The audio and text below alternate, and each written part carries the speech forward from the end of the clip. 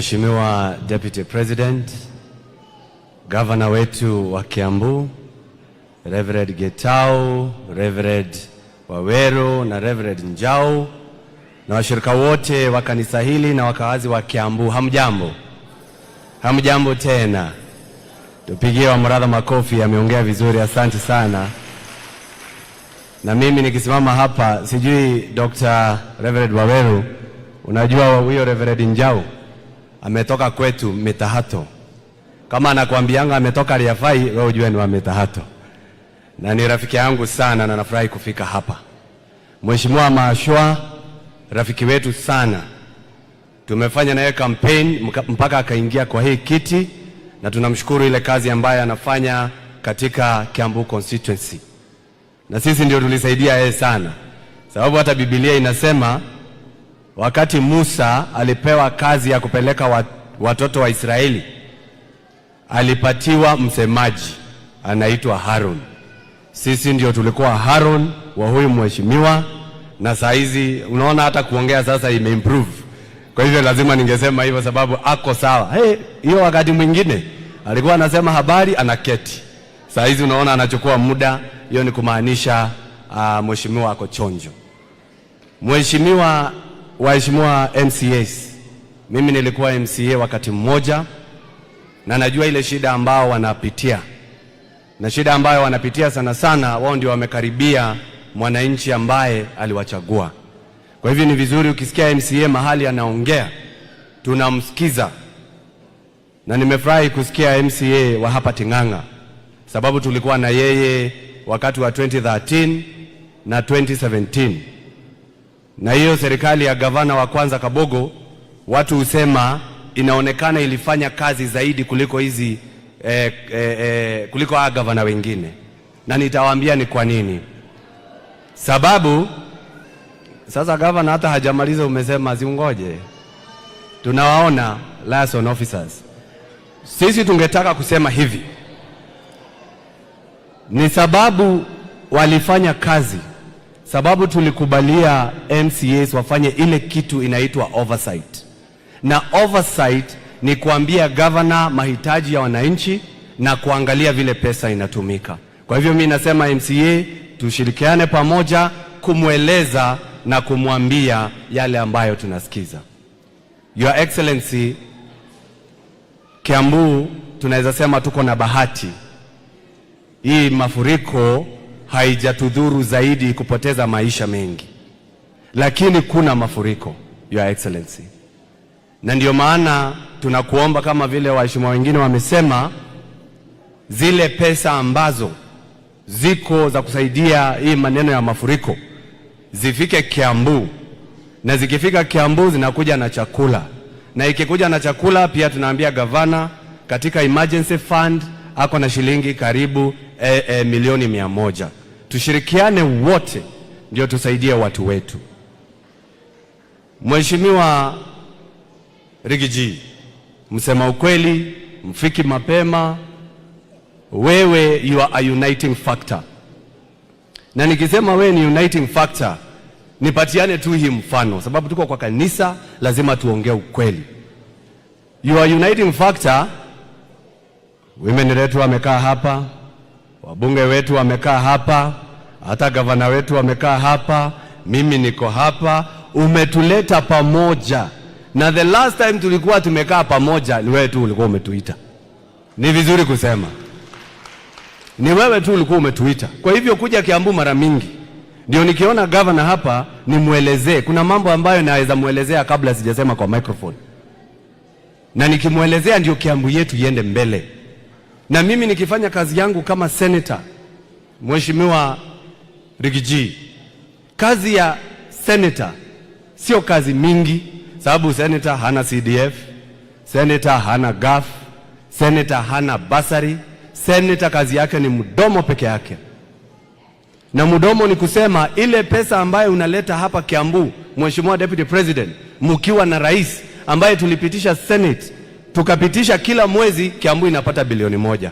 Mwezi huu mwingine milioni 900. Mwezi huu mwingine bilioni 1. Tuligawa hivyo, bilioni, milioni 900. Bilioni, milioni 900. Hiyo pesa ikifika sheria inasema senator akipitisha, gavana anachukua pesa. Sasa ni kazi ya senator kuomba gavana na kumuuliza na kumwambia ile pesa ambayo tulileta imetumika aje. Akitumia vizuri tunasema sawa, mahali haijatumika vizuri pia tunasema si sawa. Si mambo ndio hayo? Ndio tuendelee kufanyia wananchi wetu kazi. Mheshimiwa Rais, hata hawa washirika wote hapa, ukituma mtoto wako kwa duka akanunue mkate, umpatie shilingi 1,000, akirudi lazima uulize change, si ndio? Si lazima uulize change? Na akikuja akwambie alinunua mkate 900, hiyo mkate hata huwezi kula. So lazima tuulize so that we can bring accountability. Ya mwisho, Mheshimiwa Deputy President, mimi nafurahi sana na Mount Kenya tumefurahi sana, sababu hata chama chetu cha UDA juzi kimefanya vile sote tunaamini ati rais ni mmoja na Deputy President ni mmoja. Kwa constitution ya chama wakabadilisha constitution ya chama, ile ilikuwa inasema ati deputy kukuwe na 1 party leader na 4 deputy party leaders. Hapo wakakosoa. Sasa chama chetu cha UDA pia kinakubali 1 party leader and 1 deputy party leader. Na ndio maana tuendelee kuheshimu Rigiji wetu ambaye ni yeye anatushikanisha wote, sababu akiwa pale kama deputy party leader, hata kwa chama sisi watu wa Mlima Kenya tumeangaliwa vizuri, si ndio? Kwa hivyo wale walikuwa wanangoja mkono ianguke kama fisi hivi wajue we have 1 deputy party leader. Ya mwisho kabisa, Mheshimiwa, ningekuomba, sababu sasa umeingia ile ofisi yako ya Karen, ningekuomba wakati mara kwa mara uwe unatualika na unaalika haswa MCAs wa Kiambu. Kualika ni wakuambia mambo mawili matatu ndio kelele zipungue Kiambu, na ukiweza sio wa Kiambu peke yake. Kwa hivyo hata tukitoka hapa tunaenda kule Limuru, na najua Mheshimiwa wewe ndio mgeni wa heshima Rigiji, kumuona aliyekuwa kansla miaka mingi iliyopita kule Limuru. Na tukifika huko Mheshimiwa, ningetaka tu ukumbuke hata Kiambu kuna wale mafoma MCAs wa serikali ya kwanza 2013 2017, kuna wale former MCAs wa 2017 to 2022, pia wao keti na wao watakuambia mambo mawili ama matatu kuhusu hii kaunti yetu. Kwa hayo machache ningetaka kusema, nikifanya kazi ya kaunti na nikiendelea kufanya kazi ya kaunti, nimebadilisha mwendo kidogo. Mimi nikiona maneno ikienda vibaya, na kuwa natembelea governor na mwambia kwanza, lakini asipoyafanya sasa naita mkutano wa hadhara wa kuambia kila mtu wa Kiambu. Sio tukubaliane hiyo?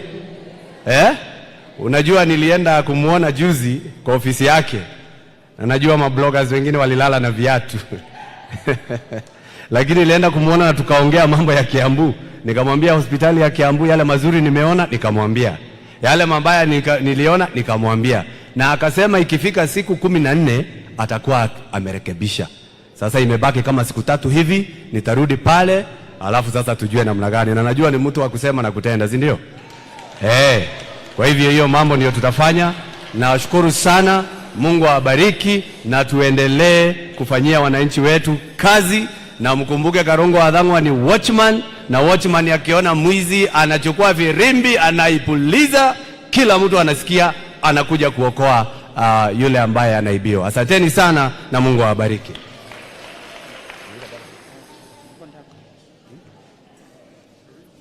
Yes, I wanted to, we were consulting. I take this opportunity to invite the one and only, the governor of Kiambu County.